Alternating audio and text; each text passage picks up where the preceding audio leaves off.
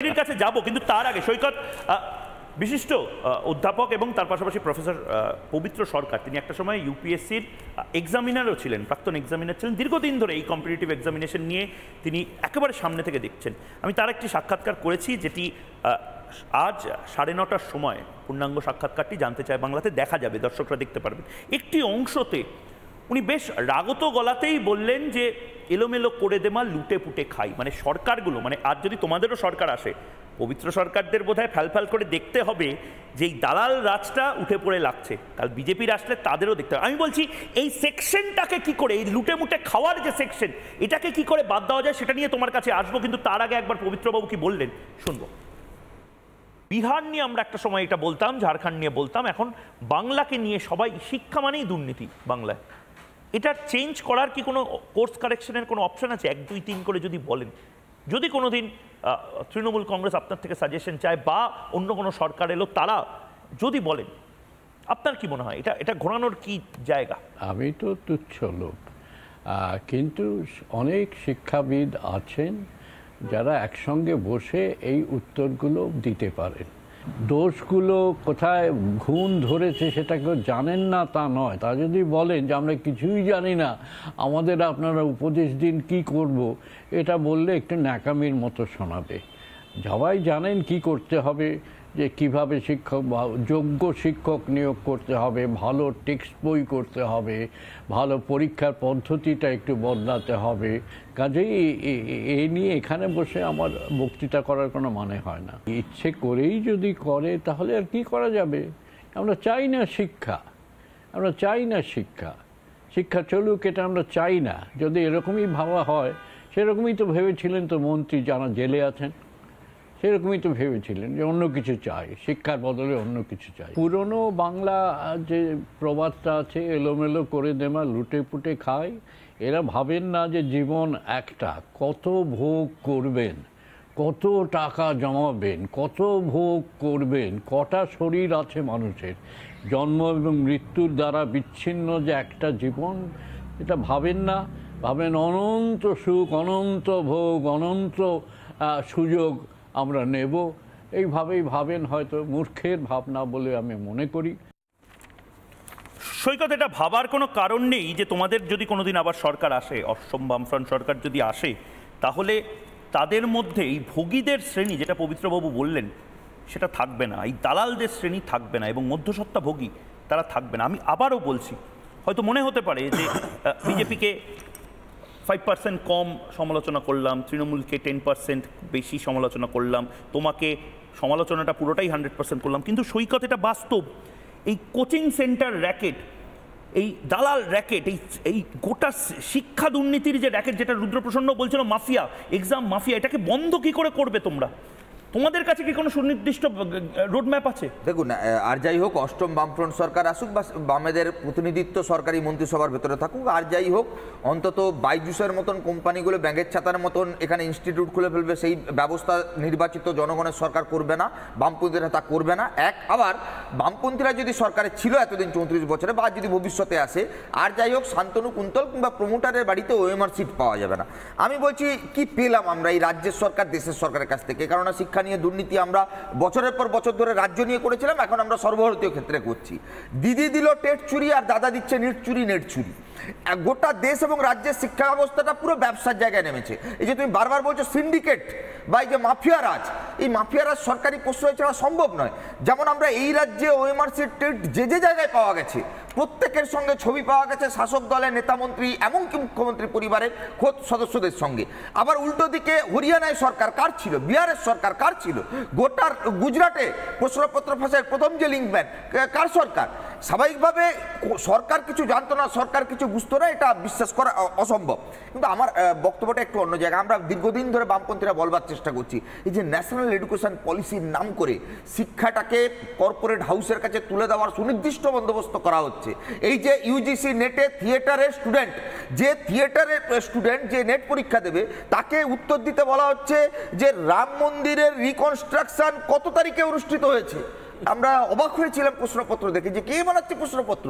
এখন এনটিএ সেটা জানাটা ঠিক নয়।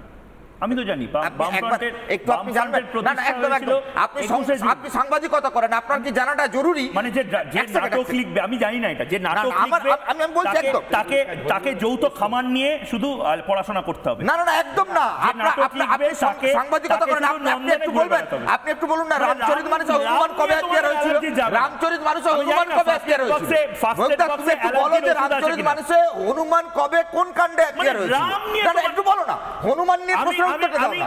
সাংবাদিকতা যদি হনুমান কবে অ্যাপিয়ার হয়েছে রামচরিত মানুষে তাও উত্তর দিতে হবে। তাহলে পিএইচডি রিসার্চ আমি জানি এই অ্যাঙ্গেলটাই মাঝখানে ডিস্টার্ব হয়। আমি ইঞ্জিনিয়ারিং পরীক্ষায় রাম নিয়ে প্রশ্ন আছে, ও ডাক্তারি পরীক্ষায় রাম নিয়ে প্রশ্ন আছে, মানে ভিজুয়াল মানে আছে, এর মাঝখানে তুমি ঢুকে যাবে, মাঝখানে এটাই ডিস্টার্ব হবে। আমি বলছি প্রশ্নপত্র যারা বানিয়েছে তারা মেজরিটিয়ান এজেন্ডাকে এতদিন ধরে আরএসএস এর লোকজনকে বসিয়ে সেট করবার চেষ্টা করেছে, শিক্ষাটাকে ব্যবসার জায়গায় বিক্রি করবার চেষ্টা করেছে। এই রাজ্যের সরকার পড়াশোনার পরিবেশটাকে দালালদের হাতে তুলে দিয়েছে। তার জন্য তো প্রশ্নপত্র লিক হয়নি। প্রশ্নপত্র লিক হয়নি, প্রশ্নপত্রটা কেন 2014 সাল থেকে পয়েন্টে বলি, আমি একদম পয়েন্টেই যাচ্ছি। 2014 সাল থেকে 2024 এমন কোন বছর নেই সেন্ট্রালের কোন সরকারের কোন একটা পরীক্ষা তুমি কি বলবে দাদা? এখানে প্রাইমারি মাধ্যমিকের প্রশ্নপত্র বোর্ডে লেখার মাস্টার তৃণমূলে তার বাড়ির মেয়ে বাড়িতে বসে রোল কল অ্যাটেন্ডেন্সে সই করে বেতন তোলে, তোমাদের মুখে আর এইসব মানায় না, বাদ দাও। আমি বলছি অন্য কথা, এই রাজ্য জুড়ে গোটা দেশ জুড়ে চাকরির পরীক্ষা শিক্ষা ব্যবস্থাটাকে এই যে প্রশ্নপত্র ফাঁস করা হচ্ছে, এর কারণটা কি?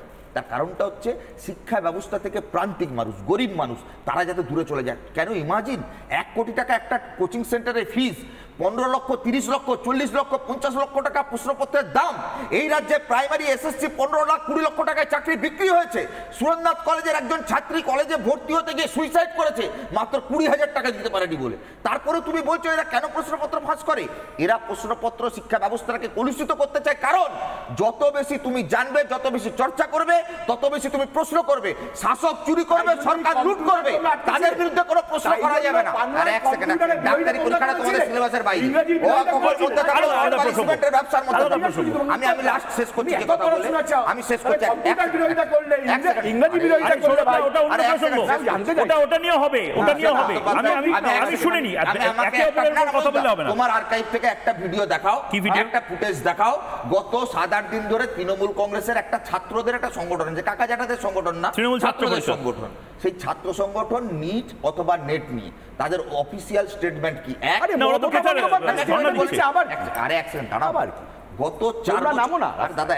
গত 4-5 বছর ধরে এই রাজ্যে চাকরি দুর্নীতি নিয়ে তৃণমূল কংগ্রেসের স্ট্যান্ড কি?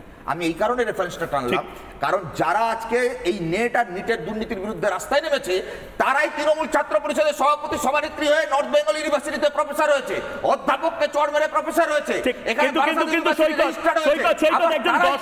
একজন দর্শক কিন্তু তোমাকে ট্যাগ করে লিখছেন, কাঞ্চন ঘরামি তার নাম, সিপিএম এর আমলে প্রাইমারি স্কুল থেকে ইংরেজি শিক্ষা কেন তুলে দেওয়া হয়েছিল ভাই সৈকত, সেটাও একটু বলুন। সিপিএম এখন বড় সৎ সেজেছে, শ্রীচরণ কুমার এরাও লিখছে।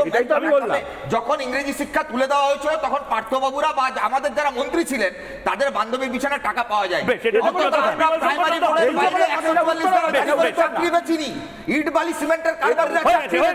বিমল শঙ্কর 30 সেকেন্ড এর উত্তর নেব এবং তারপর একদম একটি ব্রেকিং নিউজ এবং বিভাস চট্টোপাধ্যায়। একটা কথা বলি, বর্তমান আইনে কোচিং সেন্টার কতটা বন্ধ করা যায় আমার সন্দেহ আছে। কেউ যদি কোচিং করে তাকে কোচিং করতে দিতে হবে, আইন করে বন্ধ করা যায় না। কিন্তু কথা হচ্ছে কোচিং সেন্টার যদি অন্যায় কাজ করে তার বিরুদ্ধে কঠোর ব্যবস্থা নেবে, যার জন্য এই আইন।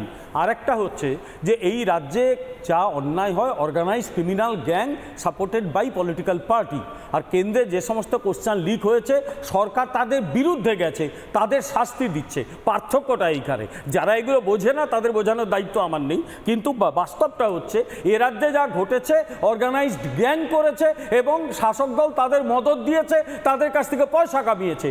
আর যেটা নিট বা নেটের ক্ষেত্রে হলো কেন্দ্রীয় সরকার তাদের বিরুদ্ধে রুখে দাঁড়িয়েছে এবং তাদের জেলে পাঠাতে বদ্ধপরিকর, তাদের বাঁচাবে না। এটাই হচ্ছে পার্থক্য।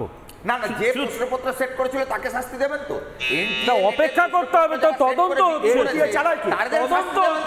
আর তৃণমূলের কথা বলা মানায় না। মেডিকেল কলেজে শান্তনু সেনের মেয়ে র্যাঙ্ক না করে চাকরি করে, আমাকে একটু থামাতে হচ্ছে।